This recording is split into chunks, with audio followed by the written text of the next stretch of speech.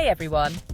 Today, I'm diving deep into the fascinating world of air defense systems. How do these complex networks keep our skies safe? Let's find out. Air defense systems are essentially a shield, protecting a nation from aerial attacks, including threats from aircraft, missiles, and more recently, drones. But how do they actually work? Well, it all starts with detection. Most air defense systems use radar, a powerful technology that can detect objects flying even at high altitudes. When a radar wave hits an object in the air, it bounces back, revealing not just the location, but also the speed and trajectory of the object.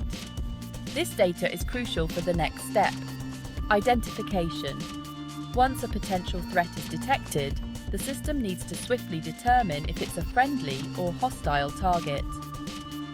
This is where identification systems come into play, using databases of known aircraft and flight patterns to decide whether to engage or stand down. And if the decision is to engage, that's where interception comes in. Depending on the threat, different weapons can be deployed. Surface-to-air missiles are common, but in some cases, fighter jets might be scrambled to intercept a target directly. But technology is only part of the story. The strategic placement of these systems is also crucial.